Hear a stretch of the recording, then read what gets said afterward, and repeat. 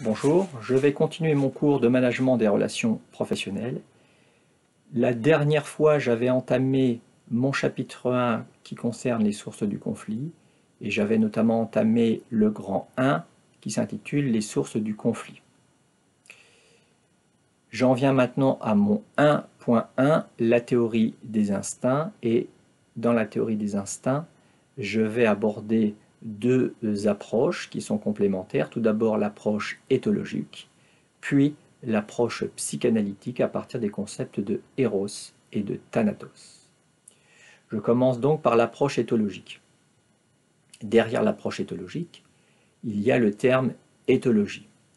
L'éthologie, c'est une discipline scientifique qui s'intéresse au comportement animal et qui dresse des comparaisons entre les comportements des animaux et les comportements humains, en sachant que l'homme est évidemment un animal. Cette théorie considère que les conflits sont inhérents à la nature humaine.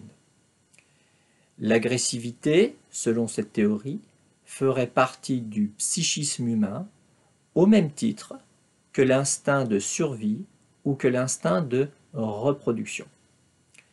Une sorte de programmation génétique expliquerait les comportements d'agression des hommes entre eux. Idem évidemment pour les animaux.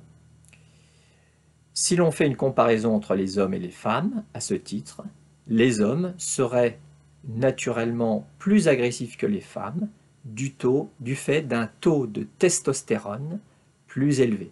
Il y aurait donc, selon les éthologues et selon aussi les biologistes, une forme de déterminisme biologique qui ferait que les hommes sont naturellement plus enclins à l'agressivité que les femmes.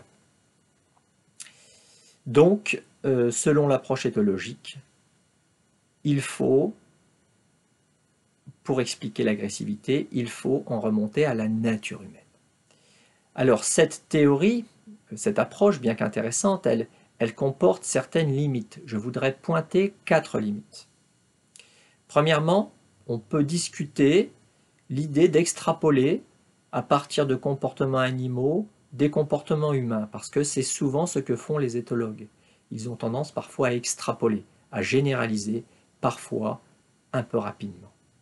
Deuxièmement, les facteurs sociaux et culturels qui sont liés à une époque précise sont minimisés ou sont considérés comme étant secondaires. Si l'agressivité s'explique par des instincts et par un programme génétique inscrit en chacun de nous, alors les facteurs sociaux et culturels deviennent en effet secondaires, ce qui est finalement critiquable, contestable. On pourrait renverser la perspective en disant que les facteurs sociaux et culturels sont ceux qui jouent le plus dans le développement de l'agressivité. On retrouve ici un vieux débat que je ne pourrais pas trancher entre ce qui relève de l'inné et ce qui relève de l'acquis. Troisièmement, cette approche éthologique, elle tend à sous-estimer le rôle de l'apprentissage en général. Or, nous verrons que les mécanismes d'apprentissage jouent aussi, selon certains auteurs, un rôle très important dans le développement de l'agressivité. Encore une fois, on retrouve ici le débat entre l'inné et l'acquis. Dès que l'on parle d'apprentissage, on bascule dans le domaine de l'acquis. Et puis quatrièmement, la part proprement individuelle dans la genèse des conflits est finalement laissée de côté par l'approche éthologique. En effet, comment expliquer que tel individu soit systématiquement plus agressif qu'un autre dans un même contexte? Si l'on ne retient que cette approche, nous n'avons pas ici de réponse satisfaisante. Donc bien que cette approche éthologique soit intéressante, elle n'en comporte pas moins de nombreuses limites. Nous allons maintenant présenter une autre approche, c'est l'approche psychanalytique, que nous allons présenter à partir de deux concepts, Eros et Thanatos. Freud, le père de la psychanalyse, a développé une théorie basée notamment sur la pulsion de mort. C'est Thanatos. Thanatos est la pulsion de mort. Cette théorie, elle peut être rapprochée de la théorie des instincts.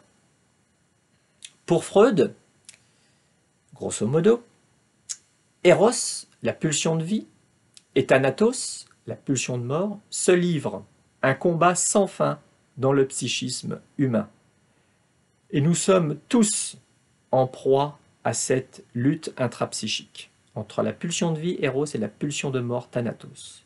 Quand l'instinct de vie domine, quand Eros domine, l'envie de vivre et la recherche du plaisir organisent globalement le développement de l'individu. A contrario, quand Thanatos n'est plus entravé par Eros, quand Thanatos domine Eros, quand la pulsion de mort prend le dessus sur la pulsion de vie, alors l'agressivité s'accumule, déclenchant des comportements d'agression contre autrui ou contre soi-même. L'agressivité peut être dirigée vers autrui ou l'agressivité peut être retournée contre soi-même. C'est le cas bien connu par exemple du suicide. Il y aurait donc pour Freud une lutte intrapsychique entre ces deux pulsions, pulsion de vie et pulsion de mort, Eros et Thanatos.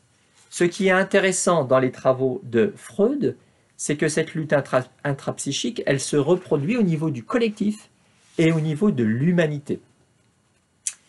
Chaque société, chaque groupe, chaque collectif serait travaillé par cette tension. Par exemple, dans cette perspective, les guerres correspondraient au fait que la société dans son ensemble n'a pas offert suffisamment de dérivatifs à la pulsion de mort. Les guerres sont une expression de Thanatos. On peut aussi, à partir de cette théorie psychanalytique, analyser le rôle joué par le sport dans nos sociétés. Le sport, c'est aussi une activité sublimatoire. Le sport peut jouer un rôle d'exutoire. On peut effectivement exprimer ces pulsions d'agressivité dans le cadre du sport, parce que le sport est encadré par un certain nombre de règles du jeu. En sublimant, en quelque sorte, c'est-à-dire en dépassant ou en transformant la pulsion de mort et d'agression, on évite de la vivre en direct au travers du conflit.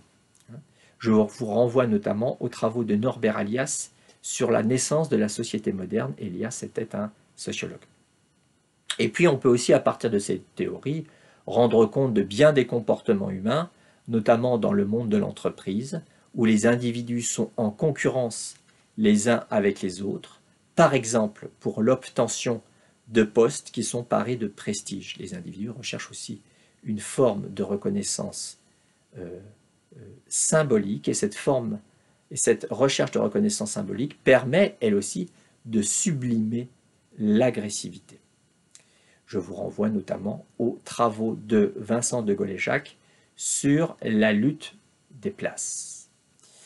Voilà pour la théorie des instincts, voilà pour l'approche éthologique, voilà pour l'approche éthologique et pour les concepts de Eros et de Thanatos. J'en ai donc terminé pour mon 1.2. Dans la prochaine séquence vidéo qui sera très courte, je vous parlerai de la théorie de la frustration. Au revoir.